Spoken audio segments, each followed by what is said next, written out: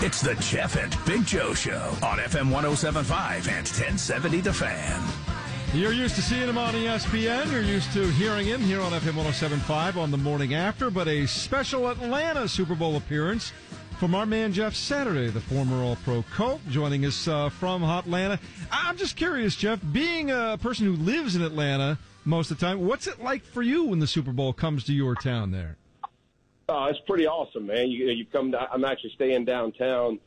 Commuting back and forth is almost impossible. So even though I live close, I still stay down here. But just to see all the activity, all the concerts, everything going on, man, it's just cool. I mean, anytime your city hosted, I can remember back in Indy when we had it. Just there's just an electricity that's going on throughout the city. It's pretty awesome. All right, how many former teammates, Jeff? You know they're all gator arms when it comes to getting into their wallets. How many want to go stay with Karen and the family instead of having to get a hotel room? You always get those early on, but having school age kids where everybody's getting up and moving on, I've noticed I get few and few asks. You know what I mean? They're looking for a little more downtime than will be provided at the Saturday household. I gotcha. Oh my goodness! So Jeff, these two teams, obviously the Rams are kind of new to the scene, and they got the young head coach, and everybody knows about Bill Belichick and Tom Brady. Does any of that matter in a Super Bowl? You've been in that environment. Does any of that matter once you're 5 minutes into the game? No, I think all of it kind of shakes out. The reality is you're going to have to execute. You're going to have to make good decisions. All the things that you've played, every snap of every game you've ever played is going to have to occur. I think that the advantage is when you've been here, the moment doesn't grab you probably as much as guys who've never been here. You don't kind of stare at the lights for that split second. You're kind of more in the moment. But I think McVay will do a good job. You hear his leadership style. I think he'll have his guys primed and ready to go, man. I think they understand execution is going to be the key. And I think the type of game matters. If you have this idea you're going to go out and throw, 50 passes the first 50 snaps, you're probably barking up the wrong tree with a Belichick run defense. But I think if you understand the engine's going to go through the run game, being physical with them, I think a ton of that goes back to kind of leveling the playing field as far as nerves and everybody's anxiety. Jeff, how surprised were you at Todd Gurley's championship game and the fact they were still able to win it? And then does that have to change a bunch in order for them to be successful on Sunday? I was definitely shocked. When you hear him, when everybody's talking about, no, he's healthy. I'll be honest with you, though, Joe, man, and you and I, being around the game forever in the locker room, I honestly was really appreciative of how he handled it after the game. I thought he handled it like a grown man. He just said, look, it wasn't my dad. I didn't play well. I was playing like trash. I drop a pass, a ball gets tipped off my hands. So let the guy who's hot go do it. It's a team thing. And I think from the media perspective, the guys on the outside, they're all looking, going, oh, man, he's got to have his big moment. But he knew ultimately their team stood a better chance by the way it was going. So as much as I was surprised, I was actually excited that a guy stood up and said, hey, man, I didn't do what I needed to do, so the next guy up played. As far as this game, I would tell you not only Gurley but Anderson as well, it is a must be able to run between the tackles. I think if you saw anything against Kansas City, is you see ultimately the Patriots they're going to green blitz you, which means linebackers are going to come late. They're going to insert in the middle and then kind of widen to make quarterbacks uncomfortable throwing it, right? So you have to be able to control tempo and get downhill against that Patriot defense, because truthfully the strength of their defense is in their backfield, whether it be Gilmore, McCourty, brother, kind of the whole deal that's back there, and they scheme very well. The way to answer that is hit them right in the mouth and get them out of that where they have to do things that are uncomfortable for them. So I think Gurley and Anderson, truthfully, are going to be the key for the Rams offense. Jeff, if you're a football player, you play Little League, Pop Warner, whatever you want to call it, and then you go to junior high school and then college, and if you're really lucky, you go to the NFL, and then if you're really, really lucky, you have a long career, and if you just win the lottery, you're going to the Super Bowl one day. With that journey in mind, what was the night before your first Super Bowl like? Take me through that. Oh, it's all so the team will take you to an undisclosed hotel, right? Because they want to get you away. Your family's been in during that second week, your kids and your wife and extended family, everybody who's been part of the journey.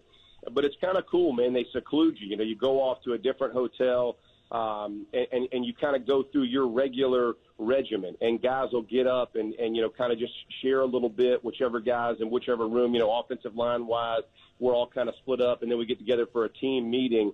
But it's a very reflective night, I would say. And, it's odd because after the meetings, there's a long time before the game. Other than Monday night games and Sunday night games, you very rarely play, 6 o'clock is kind of a weird time, right? It's either 4 or 8. So it's one of those where you're trying to figure out in your head, hey, man, when should I eat? When should I go down? When should I take that walk around the parking lot? So you're reflecting on the past season, what you have to do for the upcoming game, and then trying to manage your own schedule because it is different. And you do have to have those kind of conversations. And so, but for me, I loved it, man. I mean, I thought that final night, we had just come off the first one. We had just come off beating the Patriots in the AFC Championship game. So we were reflective about that and how if you don't close this thing out, how regrettable is this going to be? If you don't really finish the mission, as big as that is, you need to close this thing out. And just the unification that night, kind of the solidarity that you have with the guys, it's an awesome, awesome experience. You're one of the guys that can, compare the feelings afterwards of both winning and losing. Talk about that a little bit if you can, and because we don't really think about the losing team that much. But what are the range of emotions you go through in that kind of a situation? Yeah, thanks for bringing that up. I really appreciate that. Hey, dude, I lost too. I don't know what it's like to win. That was the other offensive lineman in the room, by the way, Jeff. Hey, if anybody reached the knife that's in my back, I can't quite get to it right now.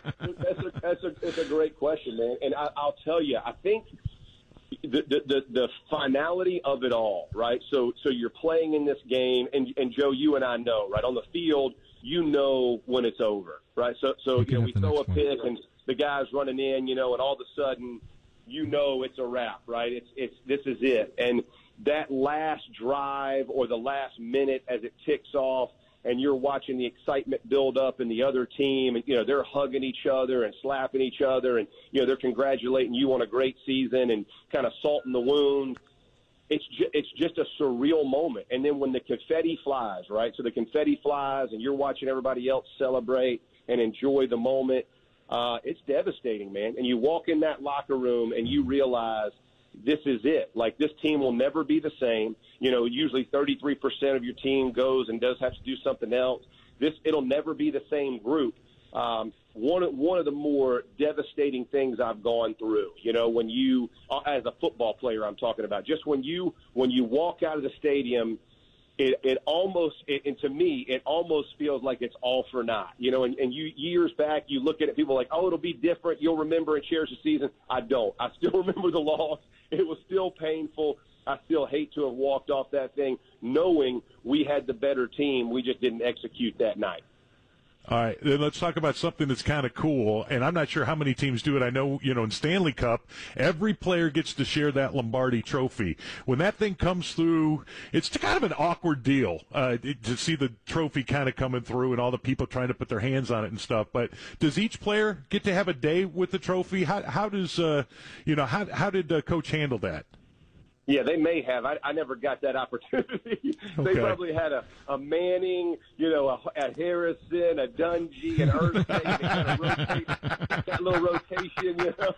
They probably had it. They didn't let it get to the meatier hands. You know what I mean? But I tell you, the locker room after, when you're passing the trophy around and everybody's in there, is unbelievable. But I'll tell you though, man, the parade when you get back to your city, Joe. In all honesty. Yeah. Is the best part of it, man. I mean, I still remember that and cherish, the rides. I forget how cold it was, -3 degrees or whatever. It was freezing, but everybody out there, to me, that meant more than even holding the trophy, picturing the trophy. When your family comes around, that's an awesome moment as well. When your wife and kids and all your family are around, you get to do all those things. Those are awesome moments.